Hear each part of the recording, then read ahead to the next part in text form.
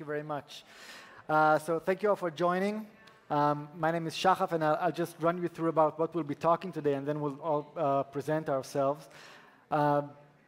Careful tech. So for the last couple of years, we're seeing a lot of accelerated growth in very advanced technologies around healthcare. We're seeing different uses of genomics and personalized medicine and AI, of course, and predictive medicine and so on. But it's not really just about the tech, right? But what happens in healthcare is that these technologies kind of transform the way this healthcare system works.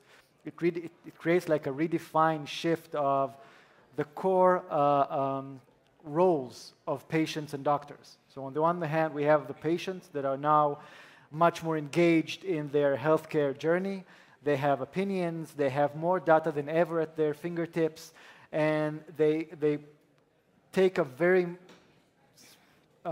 meaningful role in preserving and managing their health. On the other hand, there's the doctors. They're expected to provide service, they're expected to provide proactive, personalized health, and those come with huge challenges and huge opportunities, and that's what we'll discuss. We have two different perspectives that are complementary and extremely interesting. So I'll let us introduce ourselves, and we'll start with Johan. Thanks, Shachar. Johannes. Also, thanks South Summit for having me here. We're already just in the speaker's room, bonded through wearing funny socks, but still you were quite sharp on making it a quick intro. So really quick first on Calm Storm. We're a small and a young fund, but I always say small but mighty. We're only 3 years old. We are by now the most active early stage health tech investor in Europe. We have around 70 health tech portfolio companies. That's around 2 investments per month, so super, super active. We focus on digital health only, so usually no hardware, no biotech, also traditional consumer goods are not in the sweet spot either. And currently we are raising Fund 2, so fully up and running, having first closing in the next 1 or 2 months. If you know anyone who would like to invest, please reach out. Secondly, quickly myself, really briefly, background on the one hand in consulting, worked for the Boston Consulting Group out of Zurich and consulted big pharma and medtech companies, but also before joining Calm Storm as a principal, I worked at 2 other VC funds, one of which is Speed Invest, another Vienna headquartered fund, where actually I got to know our founder around 5 years ago, who was one of the first general partners there. And the second fund I worked at is called Oxford Sciences Enterprises, where we operated a little bit at this interface of academia and entrepreneurship. So we really spoke to PhDs, professors on a daily basis and invested in the health tech research, helped them with commercialization, but also the spin-out process from university. Thank you for the introduction. So I'm Dr. Lionel Elbaz. I'm a doctor in dental surgery, actually. And I founded Alison, which is an AI company that analyzes dental x-rays instantly to actually show everything to the patients that most of the time you don't get it, what we try to explain to you. And on the other side, also improve the accuracy of the doctors to analyze those x-rays. Previously, after just being a doctor, I also opened 22 dental clinics in France with over 200 dentists working with me. And that's how also I had the idea to improve patient process workflow and also the communication between doctors in all those clinics. Cool. And I'm Shachaf Snir. I work at Clalit Healthcare Services, which is the biggest provider of healthcare in Israel and the second largest integrated healthcare provider in the world. So we have 14 hospitals and 1,500 clinics, meaning we combine the whole health continuum for patients from cradle to grave, as you say.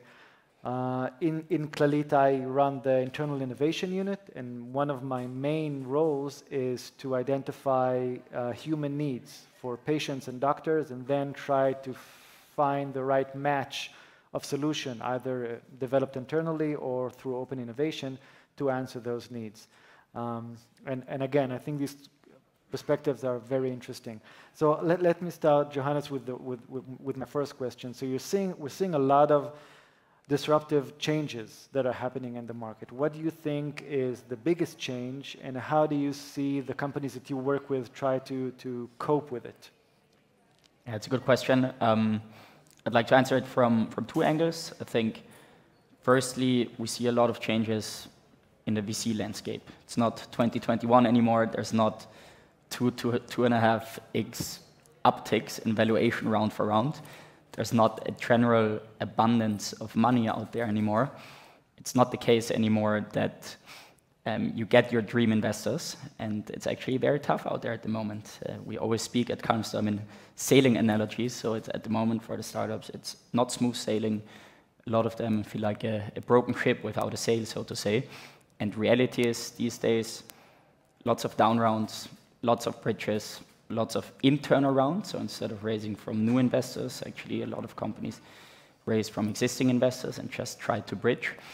And this is what we're seeing from a VC perspective, but I think it's not fully bad, because those golden times 1.5 or 2 years ago were not only good. Actually, a lot of startups shot themselves in the foot back then, because what we need right now is this correction, so you can actually grow into your valuation and grow the business somewhat sustainably. From a healthcare perspective, I think there's also a lot of developments that we're currently seeing, and also see how our portfolio companies adapt to that. And given that we're speaking today rather about this, what we call digital health front end, so solutions that are more tailored directly to the patient rather than, let's say, to the healthcare provider, like the general practice or the hospital, or to the payer, like the insurance company. This is what we call the digital health backend. I think there, particularly since COVID, we've seen a lot of changes. First of all, people all of a sudden are starting to get engaged in the health at home. I remember doing my first COVID test at home. I felt like a doctor. I was like, okay, this is a no swab. Wow, this is crazy. I'm actually doing this. Now it's the most normal thing ever. And this even sparked this large at-home diagnostic, or also remote diagnostic and monitoring market, which is also big from a VC perspective in itself. So that, I think, is one point. Secondly, people are more open to speak about their health these days. Obviously, it helps that a lot of, let's say, prominent people, celebrities are coming out speaking about stuff, including mental health. I think that helps as well. And lastly, there's a lot of solutions out there popping up, also solutions that we invest in, that all of a sudden enable people to critically think about healthcare and not just see it as this massive black box, just like back in the days. A doctor tells you this is how it is, and you can't even question it, because the doctor used to have a monopoly for healthcare, which is not anymore the case. So people start to critically think about their health, and also get enabled by a lot of solutions that help them to engage in their health, manage their health, and so on. And obviously we see a lot of companies out there that want to cater to that demand. Interesting. Cool. It's the same questions for you, Lionel, but maybe on the startup perspective. How do you cope with these challenges? On the startup perspective, and also on the doctor's side, I will keep telling my patients what they have to do.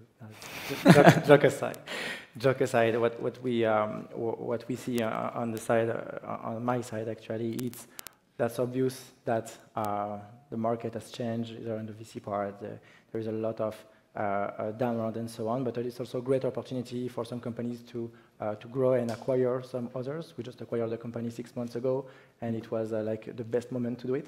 So it's also, we have to find opportunities also on those kind of moments. Regarding the health industry, so I will talk from the health side. We see that doctors are more and more engaged into technology, and they want to learn, they want to understand how it works, as the same as the patients want to understand what we are providing as treatments. But the thing is, we have to go a bit back from the beginning for doctors, because they are not as mature into technology as you guys, and they need to first understand what's technology, what's AI, what's a software, how does it work, why it will not replace me. So we go from the very beginning with this type of population, and it's very, very interesting, but also we have to work at two different speeds when we talk with the patient. So there is a lot of new companies that talk directly to the patient, consumer directly, and other companies that talk to the doctors, and it goes way faster with the patients because they are like, I would say people that are not involved into the health.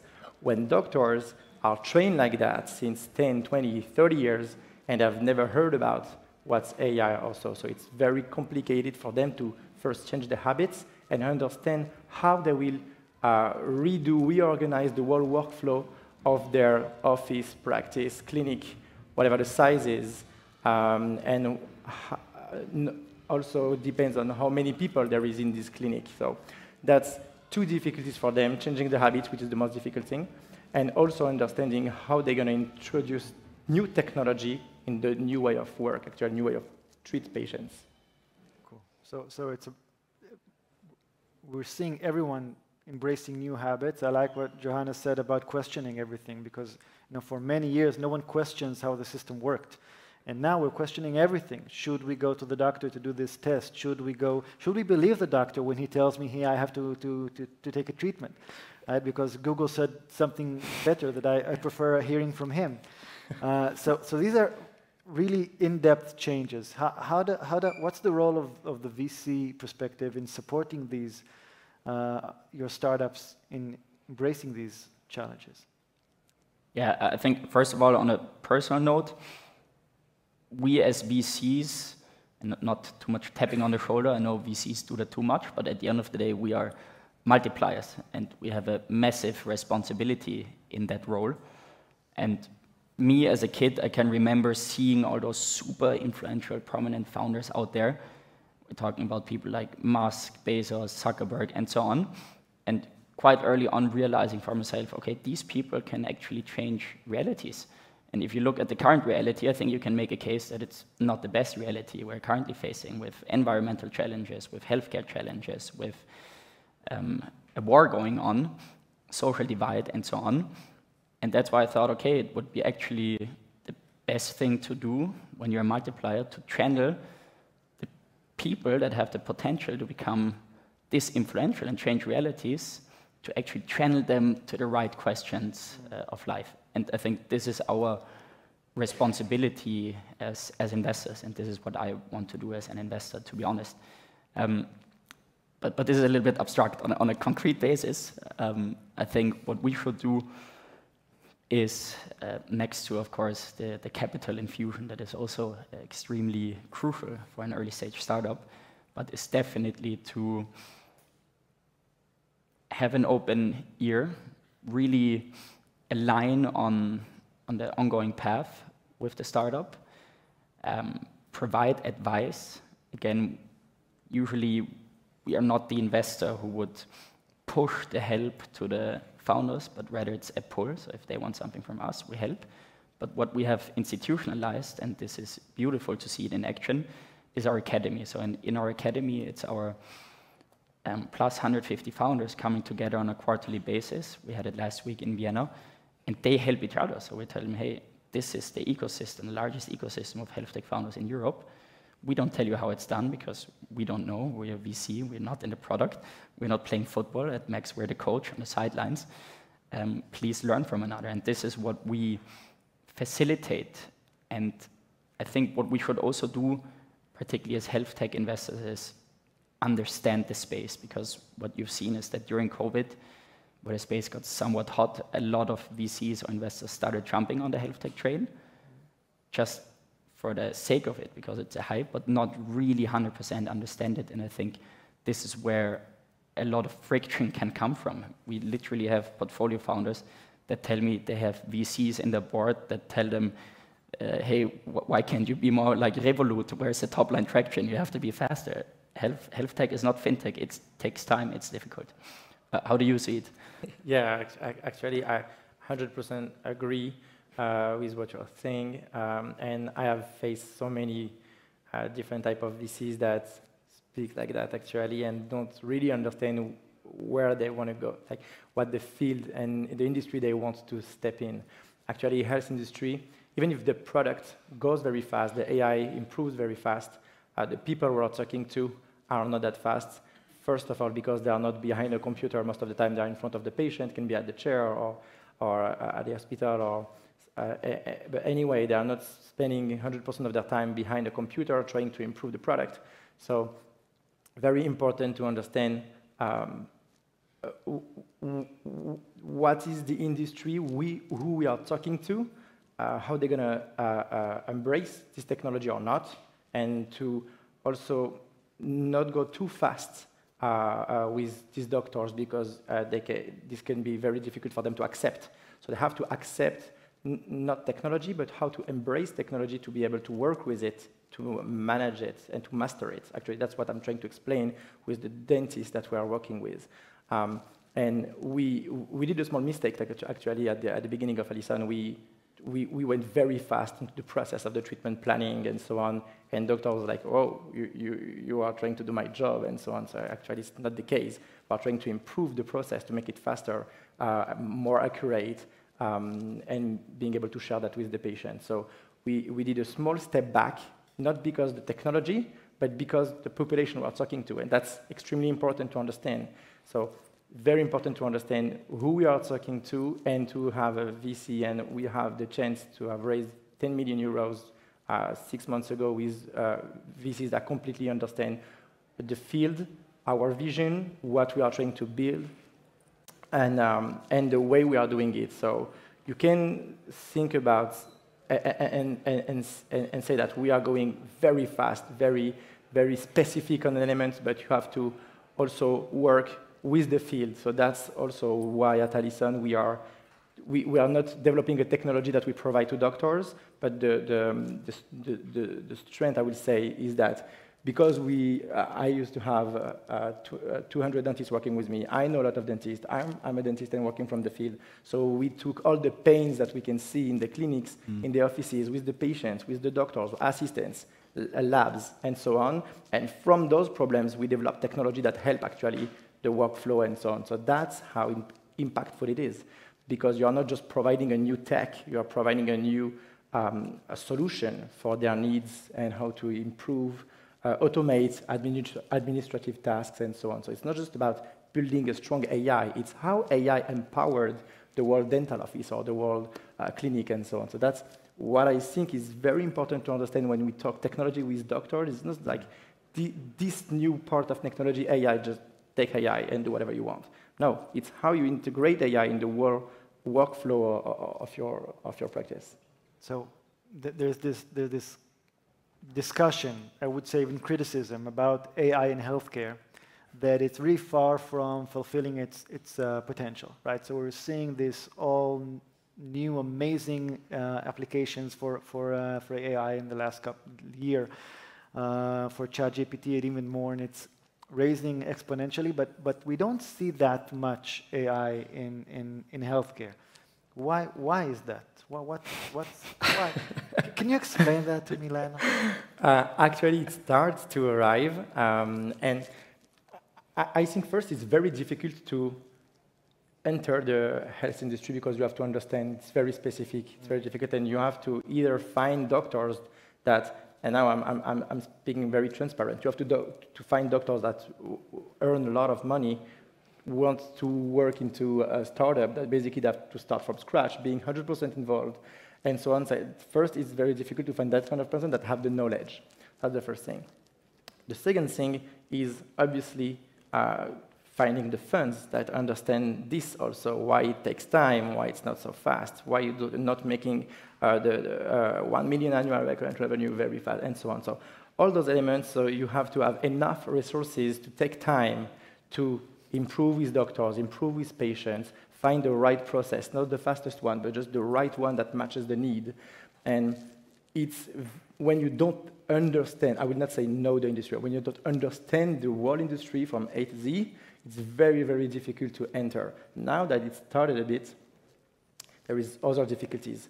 It's to find data, health data. That's very difficult to find. And you have to be generalistic when you want to do AI. You cannot just be good on one X-ray brain, for example. You have to be good on all the X-ray brains. So you have to be generalistic, find all the elements. wrong X-ray, good X-ray, and so on. And when you have all that, then you have to go onto regulations because you want to go into be a medical device and so on. And then there is some things. It's sad, but sometimes it's not in your hands. You have to match with the regulation, and you can be as fast as you want. Sometimes technology just has to slow to match regulation. I can really relate that. We have different AI solutions that we're developing at Clalit, and one of them is an engine that can provide decision support systems for physicians, right? So it can analyze all the data around specific disease and give you recommendations, right? So first of all, I was amazed that the biggest challenge is convincing doctors to use it. Right? The second challenge was how do you create an algorithm that you can really, really, really trust with even recommendations? The doctor always agrees and stamps it and pass it forward. It takes about 6 months to develop just one algorithm or around one disease. And these are top-notch developers. So the complexity of working with data, of medical data, you have to be a doctor, you have to understand the data, and then you have to absorb the data that's always created all the time, not just the medical data, but the professional from any journals that is developing all the time. That creates real challenge in creating a solution that you can really, really trust. And that's the challenges that we're seeing at Clalit, so I can really relate. I mean, just really quick, I know we're running almost out of time, but I can fully second that. My answer to the question would actually be just really short. Healthcare is also very broken at times, and that's why AI in many cases is not even needed, just because quite often it's easier digital solutions that also make the cut at the beginning. One example is one of our recent investments. It's called HealthForce. It's a company that does automatization AI for hospitals, clinics, to automatize non-clinical or more administrative workflows. And do you know what they're starting out with? And it's the best AI research on both. They start out with making sure that nurses, for example, don't have to spend time on ordering toilet paper anymore because they automatize that. That's not the most sophisticated AI out there, but it's the biggest need. Yeah. So I can, again, really relate. I always say that when you try to digitize broken processes, you get broken digital solutions, right? And if the system is broken from day one, digitizing it will not help. So I'm also seeing a lot of digital solutions that we're trying to promote, and we have to fix the system in order to enable them to even provide value, because it's not enough just to digitize what we already have.